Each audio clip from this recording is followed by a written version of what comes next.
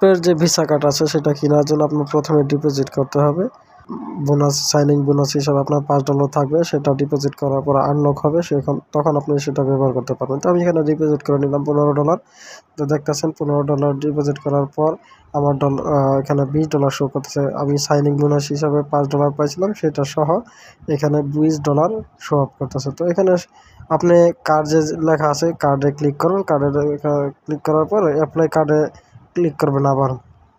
তো এখানে দেখেন ভার্চুয়াল কার্ড আগে সিলেক্ট করে নেবেন এবং কাস্টমাইজেবল আপনি ক্লিক করে এখানে দেখতে পারবেন যে আপনার কার্ডটা আপনি কী কালার রাখতে চান। ঠিক আছে, তো আমি যে কালার আছে সেই কালারে রেখে দিলাম, কনফার্ম দিলাম এবং অ্যাপ্লাই কার্ডে ক্লিক করলাম।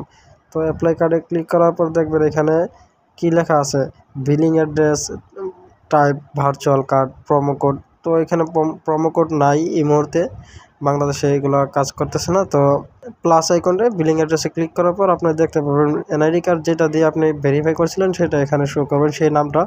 তো সেই অনুযায়ী এবং অ্যাড্রেস সব কিছু আপনি এখানে ফিল আপ করে দেবেন। ফিল আপ করে দেওয়ার পর কনফার্ম দিয়ে দিবেন আবার। তো এখানে দেখতেন সেভ হয়ে গেছে। সেভ হওয়ার পর এখানে আবার যেগুলো আপনি চাইলে আবার ভুল হয়ে থাকলে এডিট করতে পারবেন।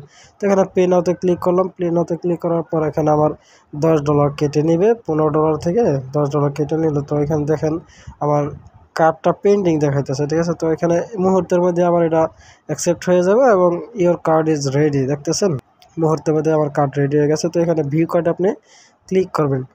ভিউ কার্ডে ক্লিক করার পর সাথে সাথেই আপনি আপনার সমস্ত কার্ডের সমস্ত ইনফরমেশনগুলো দেখতে পারবেন।